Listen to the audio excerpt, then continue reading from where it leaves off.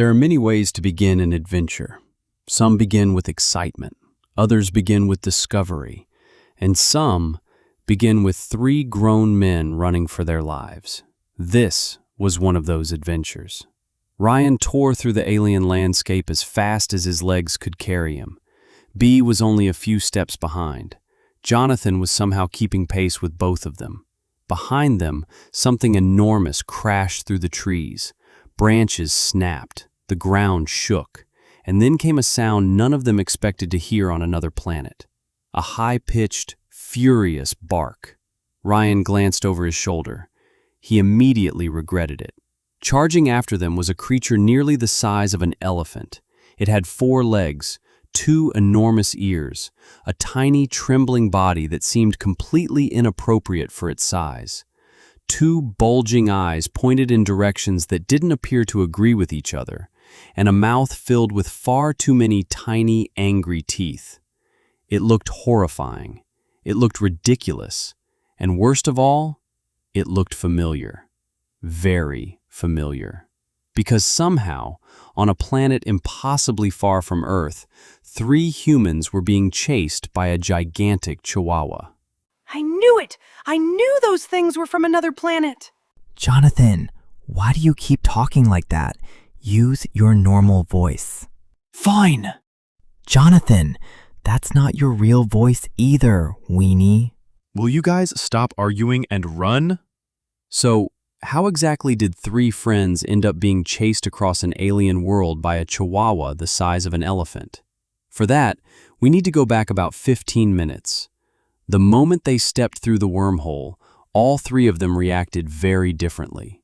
B was fascinated by everything: the sky, the strange formations in the distance. Even the rocks beneath their feet seemed worthy of investigation. Every few seconds, he was pointing something else out to Ryan. The colors in the sky, the details carved into the stones, the unfamiliar plants growing around them. Ryan, meanwhile, had immediately turned his attention to Nova. They had made it to another planet. That was the easy part. Now he wanted to know what they were actually supposed to do.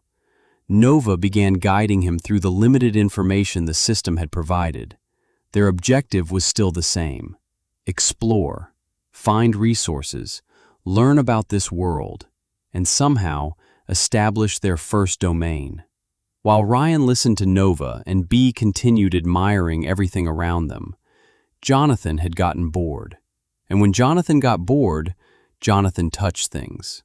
There was a small object sticking out of the ground nearby. It was strange, round, smooth, and covered in markings that Jonathan absolutely could not read. Nova had specifically told them not to touch anything. Jonathan looked at it. He looked back at his friends, then he looked at it again, and naturally, he touched it. At first, nothing happened. Jonathan pressed it again. Still nothing. So he pressed it a third time. Somewhere beneath their feet, something clicked. Ryan stopped talking. B stopped looking at the sky. Jonathan slowly removed his hand, and somewhere in the distance, something began to bark. Jonathan, what did you do? Dude, Nova literally told us not to touch anything. We've been here for like 15 minutes. I'm sorry. And that was how they got here. 3 friends sprinting across an alien world with an enormous Chihuahua directly behind them. Ryan ran, B ran, Jonathan ran, and the Chihuahua showed absolutely no signs of giving up. They raced across the unfamiliar landscape, desperately searching for somewhere, anywhere they could escape. Then B spotted something in the distance. Buildings. At first, Ryan thought he was imagining them, but as they got closer, there was no mistaking it. A town. Their first sign of civilization on this world. Stone buildings surrounded by a tall outer wall stood in the distance. Smoke rose from chimneys. Figures moved along the top of the walls. They had found people. More importantly, they had found somewhere that might protect them from the enormous creature currently trying to eat them. The 3 friends changed direction and ran straight toward the town. As they approached, the figures on the wall began pointing at them, then shouting. A large wooden gate slowly began to open. Ryan didn't know who these people were. He didn't know why they were opening the gate, and right now, he didn't particularly care. The three of them sprinted toward the entrance as the giant Chihuahua thundered after them. For the first time since arriving on this world, they had found civilization. The three friends sprinted through the open gate. The moment Jonathan cleared the entrance, the guards began pulling it shut. The massive doors slammed together behind them. Ryan, Bee, and Jonathan stumbled to a stop, desperately trying to catch their breath. For one brief moment, everything was quiet. Then they heard it, the thunderous pounding of four tiny legs moving at a speed no Chihuahua should ever be capable of reaching. The creature wasn't slowing down. It wasn't turning. And apparently, it hadn't considered the existence of the gate. Boom! The entire entrance shook. Dust fell from the walls. Everyone inside the town froze. Then, from the other side of the gate, came a small, pathetic whimper. Silence. Another whimper. And slowly, the sound of tiny footsteps began moving away from the town. The giant Chihuahua had finally given up. After several seconds, Ryan, Bee, and Jonathan looked at one another. They had survived, barely, and they had been on this planet for less than 20 minutes. As the three friends finally caught their breath, they began to notice the people surrounding them. Dozens had gathered near the gate. Ryan slowly looked up, then stopped. Cat ears. The woman standing directly in front of him had cat ears. Not fake ones, actual ears, twitching slightly as she stared at the three strangers who had just brought a giant Chihuahua to her front gate. Ryan looked past her. There were more. A lot more. The town was populated by people who looked almost completely human, except for the unmistakable feline features.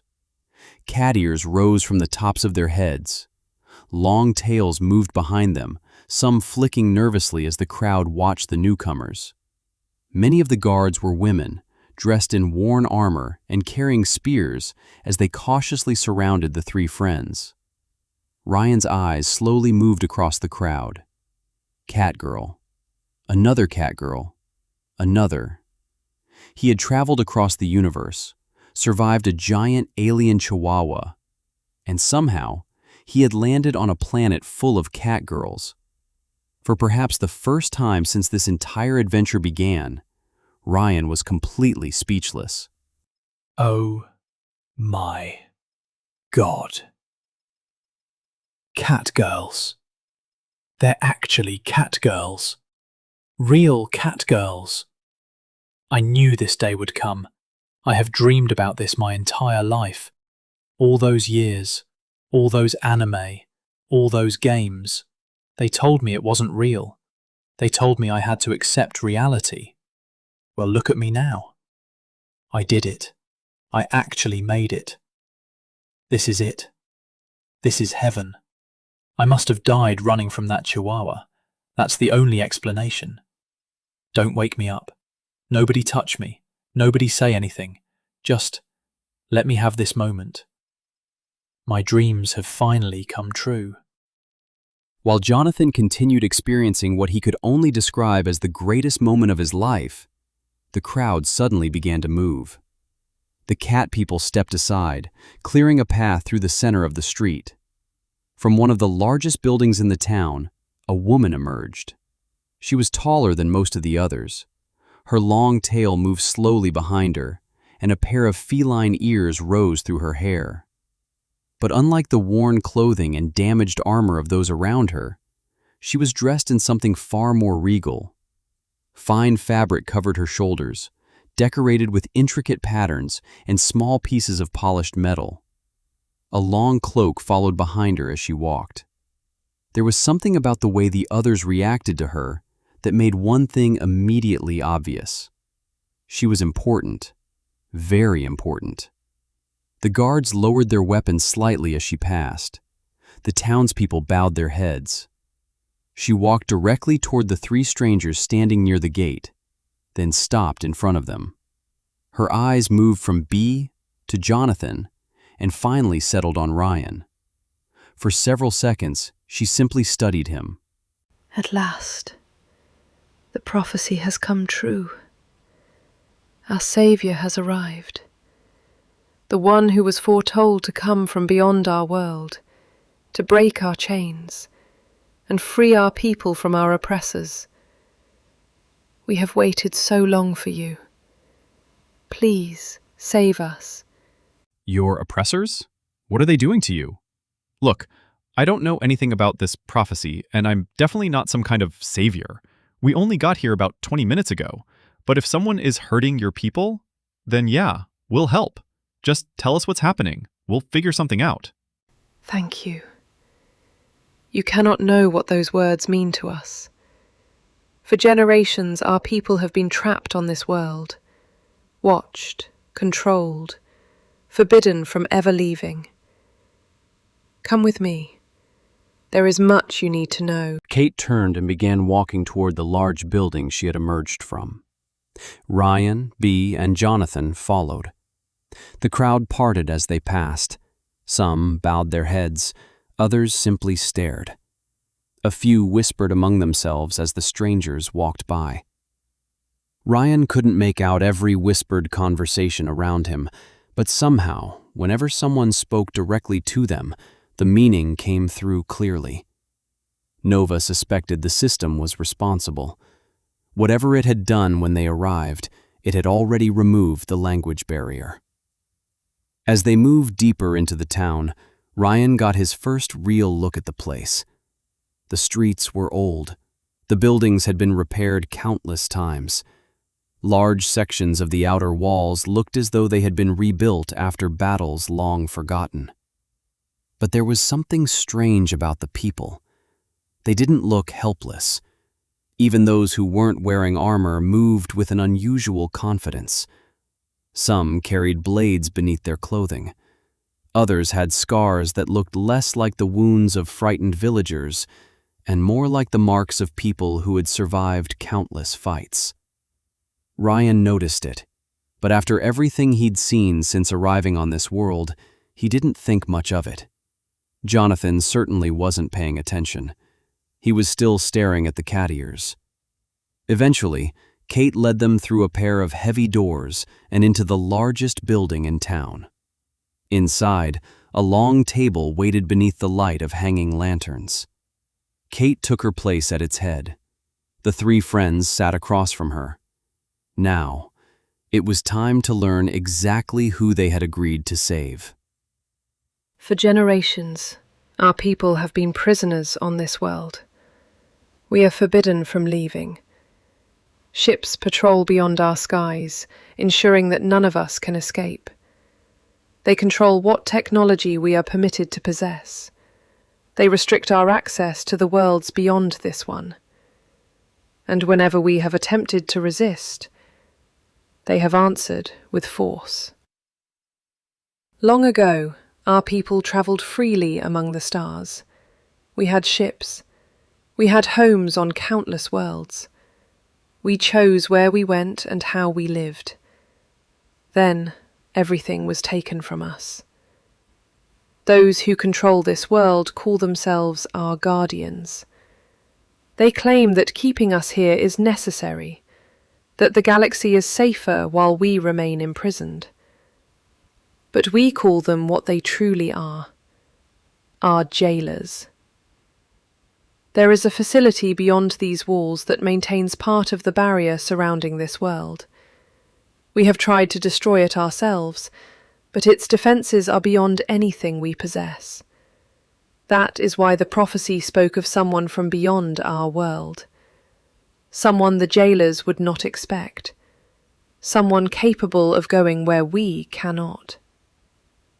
You. If the prophecy is true, you may be the first person in generations capable of giving our people their freedom. So they've trapped your entire people here for generations? You can't leave. You can't travel to other worlds? And if you try, they attack you? Yeah, no, that's not right.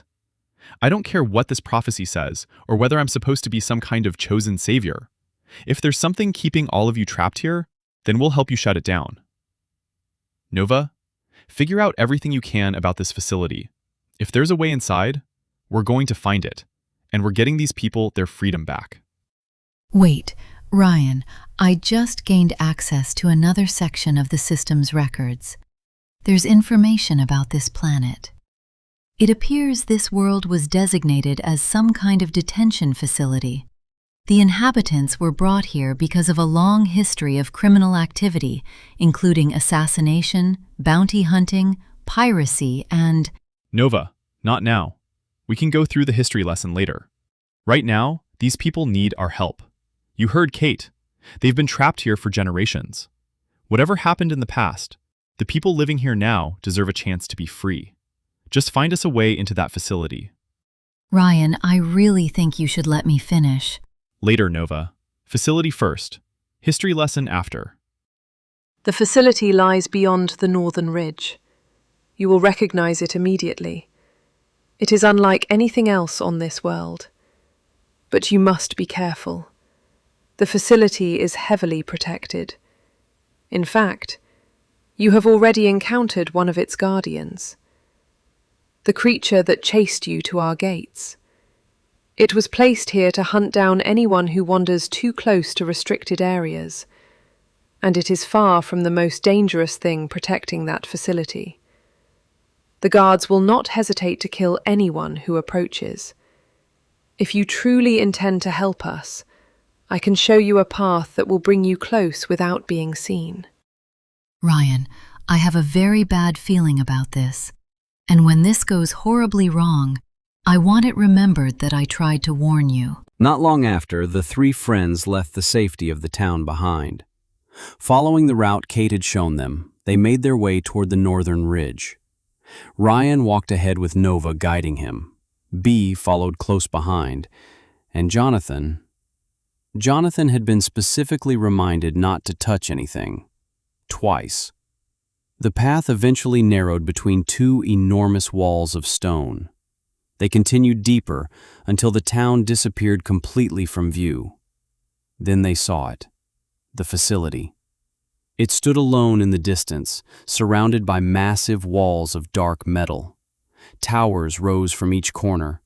Bright lights slowly swept across the surrounding landscape, and beyond the walls, enormous structures reached toward the sky. This wasn't some small outpost. It was a fortress. Ryan stopped. B stopped beside him. Even Jonathan seemed to understand that touching something here might be a bad idea. For several moments, the three of them stared at the place they had somehow agreed to break into. There were guards, weapons, security towers, and machines moving along the walls that none of them recognized. They had come to another world with no weapons, no training, and absolutely no experience breaking into heavily fortified alien facilities. Fortunately, Ryan had Nova. Unfortunately, Nova had Ryan. As they watched the fortress from a distance, movement along the outer wall caught Ryan's attention. The guards. And just like the people back in the town, they weren't human either. They stood upright and had mostly human features, but pointed canine ears rose from their heads and long tails moved behind them. Dog people. Some resembled large, powerful breeds, towering over the others in heavy armor. Others were smaller and leaner, moving quickly between positions along the wall. Every one of them carried a weapon. Ryan stared at them. First, an enormous Chihuahua. Then, an entire town full of cat people. And now, dog people were guarding the prison. Whatever Ryan had expected to find when he left Earth, it definitely wasn't this. Okay, we can't just walk up to the front gate. There's way too many guards. But look over there. The lights on those towers keep moving in the same pattern. And those guards are walking the same route every time. If we wait until the lights move away, we can get closer without them seeing us. Then we find somewhere along the wall that isn't being watched. Maybe there's another entrance, a door, a tunnel, anything. We don't need to fight anybody. We just need to get inside, find whatever is controlling this place, shut it down, and get out. Nice and quiet. Nobody even has to know we were here. That's actually a pretty good plan. We sneak in, nobody sees us, nobody gets hurt. I like it. But there's one small problem. What the hell do we do once we're inside? That's where I come in. Once you're inside, I should be able to connect to the facility's systems. I won't know exactly what I can access until we're closer, but if this facility is connected to the same network surrounding the planet, I may be able to locate whatever is controlling it. All you three need to do is get me close enough. I'll handle the technology. B can handle the plan. Ryan? You can try very hard not to make either of those things more difficult. And Jonathan, your job may be the most important of all. Do not touch anything. Do not press anything. Do not pick anything up. And if you see something that makes you think, I wonder what this does, walk away from it.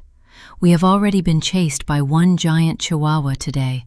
I'd prefer not to discover what else this planet uses for security. And with their roles established, the plan began. For several minutes, the three friends remained hidden among the rocks, watching the patrols. B studied the guards. Nova tracked the security lights. Ryan waited for the signal. And Jonathan, surprisingly, did exactly what he was told. When the lights turned away, Nova gave the word. They moved. The three slipped from cover and hurried across the open ground. A light swept toward them. They dropped behind a large rock just before it passed overhead. They waited, then moved again. Step by step, they made their way closer to the massive wall. B's plan was actually working. Eventually, they discovered a narrow maintenance entrance along the side of the facility. Nova interfaced with the locking mechanism. There was a quiet click. The door opened. One by one, they slipped inside. The door closed behind them. No alarms, no fighting. No one had seen them. Against all expectations, three completely unprepared humans had successfully infiltrated the facility. For once, everything had gone according to plan. Unfortunately, Jonathan was about to see some of this guards. Unfortunately, success didn't last long. As the three friends moved deeper into the facility, Jonathan suddenly stopped. Ahead of them was a group of dog guards. They hadn't noticed the intruders. They weren't looking in their direction. In fact, there was absolutely no reason to engage them. Ryan and B began looking for another way around. Jonathan had a different idea. His eyes moved toward a metal pipe lying against the wall. He looked at the guards, then back at the pipe. Before Ryan could ask what he was doing, Jonathan grabbed it, and without saying a single word, he charged. Ryan watched in disbelief as Jonathan sprinted straight toward a group of heavily armed guards who still had absolutely no idea they were there. The first guard barely had time to turn around before Jonathan swung the pipe. The sound of metal echoed through the corridor. Every guard immediately spun toward him. The alarm began to sound. Ryan and B stood frozen. Their perfectly successful infiltration had lasted only a few minutes, and Jonathan had just turned it into a full-scale fight. What the hell is he doing? Who does he think he is? Master Chief from Halo? Nope, we're not saving him. Let's abandon him. Agreed. Jonathan has made his decision. Ryan, B, keep moving. Take the corridor to your left. I have access to part of the facility's internal network now. The control center is 3 levels below us. There's a maintenance stairwell at the end of this hallway that should take you down without crossing the main security areas. Keep moving and follow my directions. I'll guide you around the patrols. As for Jonathan, judging by the number of guards currently chasing him, he's providing an excellent distraction. We should take advantage of it while we can. Ryan and B didn't need to be told twice. They ran. Behind them, the sounds of shouting, alarms, and metal striking armor echoed through the corridors. Whatever Jonathan was doing, he was fully committed to it. Ryan and Bee followed Nova's directions through the facility, turning down one corridor after another. Left, right, down a maintenance stairwell, then through another narrow passage. With most of the guards now rushing toward Jonathan, the deeper sections of the facility were almost completely empty. For the first time since the alarm began, Ryan and Bee slowed down. They had made it 3 levels below the surface, and according to Nova, the control center was close. At the end of the corridor stood a massive, reinforced door. Unlike everything else they had passed, there were no guards protecting it. No windows, no signs. Just a single, glowing panel beside the entrance. Ryan and Bee approached cautiously. Nova began accessing the panel. For several seconds, nothing happened. Then the light changed. The massive door slowly began to open. Beyond it was a room filled with technology unlike anything either of them had ever seen. Displays covered the walls. Strange symbols moved across enormous screens. And at the center of the room stood a single console connected to the entire facility. They had found it. The control center. Before Ryan and Bee could move any farther, footsteps echoed from the corridor behind them.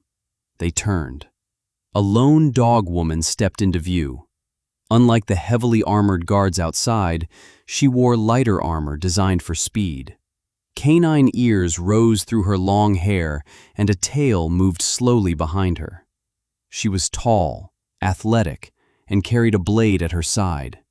And even Ryan had to admit she was quite pretty. Unfortunately, she was also standing directly between them and the only way out. Her hand moved toward her weapon. Ryan immediately began trying to think of a peaceful solution. Bee had already come up with another plan. Ryan, I know exactly how to handle this. I'll get behind her when she isn't looking. Then I'll make my move. The trick is confidence. You can't hesitate once you start. You get behind them and go straight for the backside, hard and fast. You have to put your whole body into it. And once you've got the right position, don't let up. If they try to turn around, stay behind them and keep going. You gotta have good rhythm too. Once you find what works, you stick with it. Sometimes you have to change positions a little, but that's fine. The important thing is staying behind them, and you can't be gentle about it. You really have to commit. Trust me, I've done this plenty of times. I can keep going until the job is finished, and once I'm done, she definitely won't forget me. Bee was, of course, talking about combat, a technique he had perfected through years of gaming. Get behind the enemy. Stay behind them. Attack the back until they went down. To Bee, everything he said made perfect sense. The dog woman understood something very different. Her ears perked up, her face turned red, and her tail began to sway. Bee smiled confidently, completely unaware they were having 2 very different conversations. What am I supposed to do? I have a duty. I'm a guard. You're an intruder. I'm supposed to arrest you. But no one has ever talked to me like that before. So confident, so direct. You just stood there and told me exactly what you wanted. Who does that? And why did it have to be someone so handsome? No, this is ridiculous. I have a duty. I should arrest you. I need to arrest you. But then you said you'd get behind me, and that you wouldn't hesitate, and that you'd put your whole body into it. Stop thinking about it. I can't do this. I'm a trained guard. I faced killers. I faced assassins. I faced some of the most dangerous people on this planet, and none of them ever said anything like that to me. I should take you into custody. I should sound the alarm. I can't even look at you right now.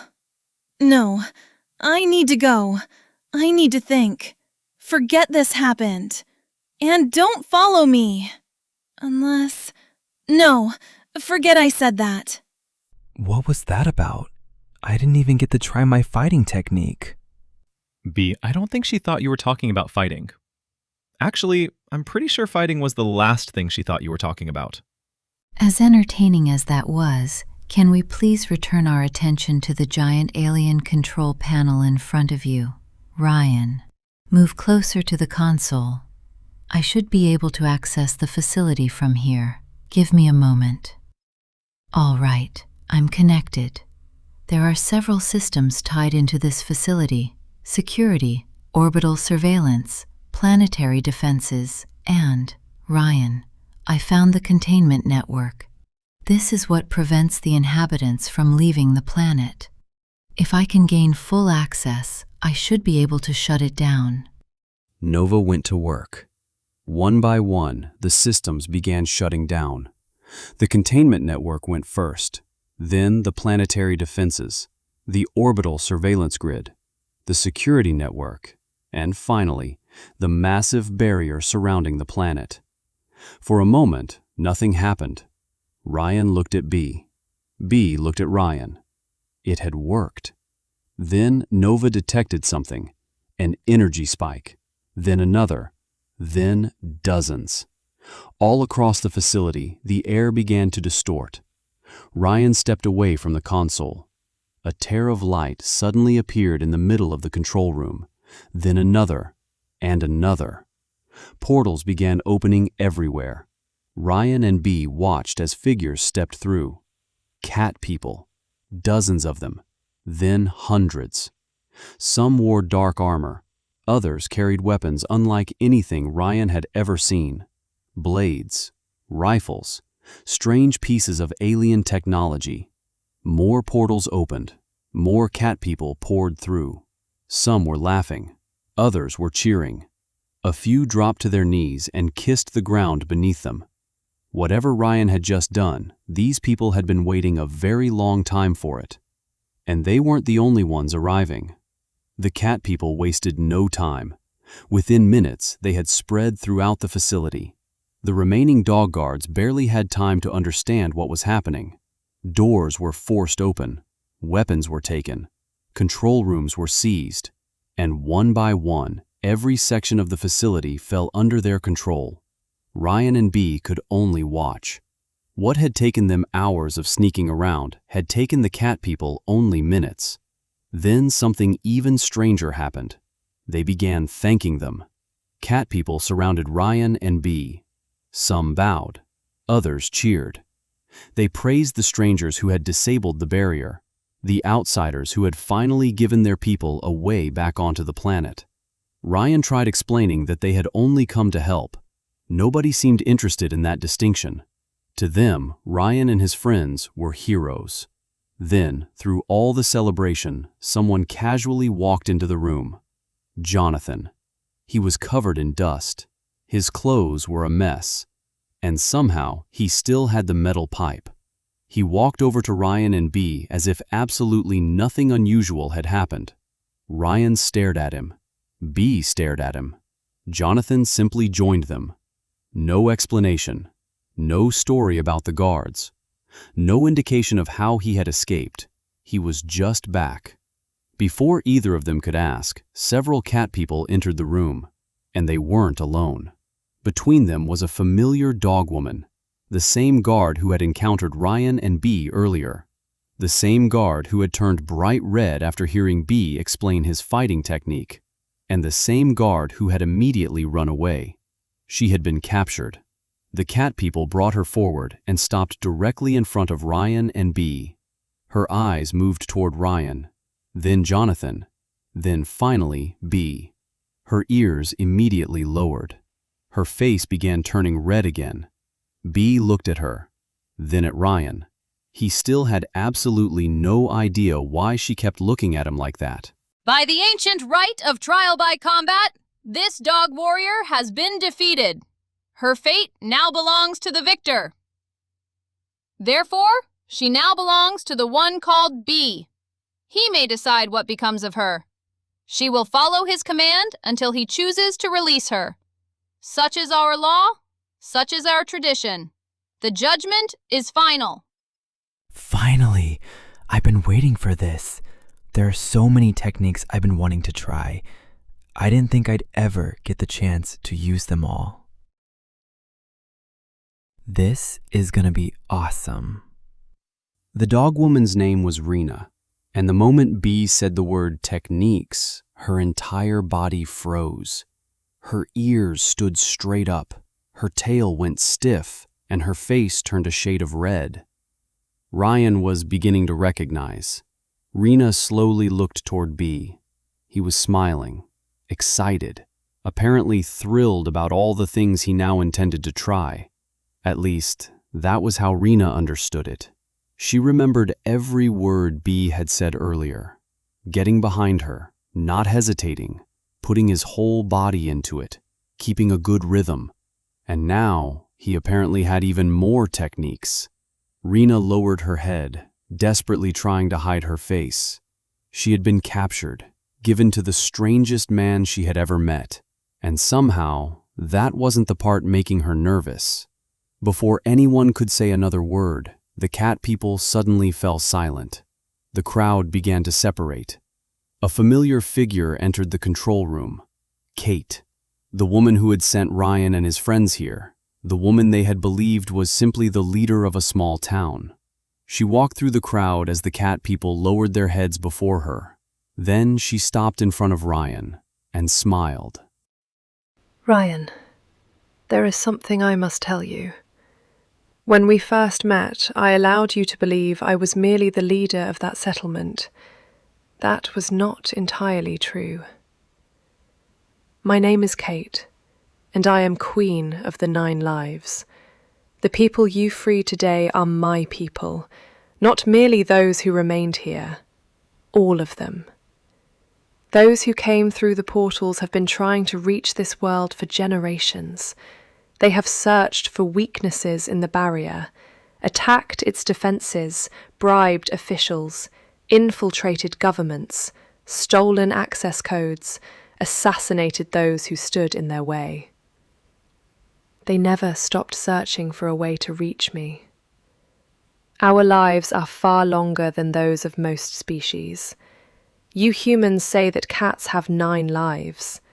For us, there is more truth to that saying than you might imagine. I have watched generations of other species rise and fall while I remained trapped here. But my people never forgot their queen. You see, we were once spread across the galaxy. Our assassins were without equal. Our bounty hunters could find anyone. Our mercenaries fought wars for those wealthy enough to afford them. Our pirates controlled routes others were too frightened to travel. If someone needed to disappear, we could make it happen. If something needed to be stolen, we could take it. If someone fled to the farthest reaches of the galaxy, we could find them. We were very good at what we did. Apparently too good. The great powers of the galaxy became frightened of us. They called us dangerous, uncontrollable, a threat to galactic order. So they united against us. Those they could capture were brought here. Our ships were destroyed or scattered. Our technology was taken. And this world became our cage. I was imprisoned alongside those who remained loyal to me. The barrier was created to ensure that those outside could never return for us, and that those imprisoned here could never leave. For generations my people fought against it, and today 3 strangers from a world none of us had ever heard of simply walked in and turned it off. Ryan, Bee, Jonathan, you did more than free a town. You reunited a people. You returned their queen to them. Every assassin, every bounty hunter, every mercenary, Every pirate who has passed through those portals today owes you a debt that cannot easily be repaid. The galaxy feared what would happen if my people were ever united again, and thanks to you, they no longer have to wonder. There is one final matter. Our laws are older than the kingdoms that imprisoned us. One of the most sacred is the right of trial by combat. Those who defeat our captors and break our chains earn more than our gratitude. They earn our allegiance. You entered the stronghold of our jailers. You overcame their defenses. You broke the barrier that imprisoned us and reunited the 9 lives with their queen. By our laws, the trial has been decided. Ryan, from this day forward, I belong to you, and as queen of the 9 lives, my people follow me. Our assassins, our bounty hunters, our mercenaries, our pirates, our soldiers, all now recognize your authority above my own. You came here intending to free us. Instead, you conquered us. My life is yours. My people are yours. And wherever you go, the 9 lives will follow. Nova, what is she talking about? What does she mean I conquered them? I thought we were freeing them. Ryan, do you remember when I tried to explain what I found in the system's records? Twice? And you told me the history lesson could wait. This was the history lesson. The 9 lives weren't imprisoned because the galaxy was simply afraid of them. They were imprisoned because nearly everyone in the galaxy hated them. Their assassins were responsible for the deaths of rulers, military leaders, and political figures across countless worlds. Their bounty hunters didn't care who placed the bounty or why. If the price was high enough, they hunted anyone. Their mercenaries fought for whoever paid the most, sometimes changing sides in the middle of a conflict when someone made a better offer. Their pirates raided civilian ships, stole cargo, kidnapped important people for ransom, and attacked trade routes so often that entire regions became too dangerous for normal travel. And those were the respectable professions. The system has records of theft, extortion, smuggling, sabotage, blackmail, organized crime, illegal weapons trafficking, and enough acts of violence to fill several databases. Entire governments considered them a threat. Some worlds refused to allow their ships anywhere near their territory. Others had standing orders to arrest them on sight. Eventually, several galactic powers managed to agree on one thing. The 9 lives were too dangerous to be allowed to operate freely, so they hunted them down, captured as many as they could, stripped them of their technology, and imprisoned them here. This wasn't a colony. It wasn't an occupied world, and those dog people weren't their oppressors, they were their guards. This entire planet was a maximum security prison. And Ryan, I tried to tell you all of this before you disabled every system keeping them contained. You didn't liberate an oppressed civilization. You released some of the most feared criminals in the galaxy, and apparently you are now their leader. Wait, what? You're telling me we just broke into a maximum security prison, disabled every security system, released some of the most dangerous criminals in the galaxy, and now they think I'm their leader? Nova, why didn't you tell me any of this? Oh, right, you did. Several times. Well, crap. System update. Major domain expansion detected. Recalculating status. Ruler status. Name, Ryan. Domain level, 1. New title. Liberator of the 9 lives. Domain status, established. Territory acquired. 9 lives prison world, 1. Major settlements, 4. Smaller settlements, 11. Military facilities, 6. Planetary defense stations, 3. Off-world bases, 7. Population acquired. Total population, 287,416. 9 lives on planet, 183,204. 9 lives returning from off-world, 104,212. Recognized Queen, Kate. 9 lives allegiance, absolute. Military and resources acquired. Confirmed combat personnel, 57,516. Forces include assassins, bounty hunters, mercenaries, pirates, soldiers, and specialized infiltration units. Spacecraft, 39. Planetary armories, 6. Hidden weapons caches, 17. Off-world arsenals, 3. Intelligence stations, 8. Hidden safe houses, 42. Galactic currency reserves, 1.2 billion credits. Galactic reputation update, 9 lives reputation, Liberator. Criminal underworld reputation, rising power. Galactic government reputation, major security threat. Prison authority reputation, enemy.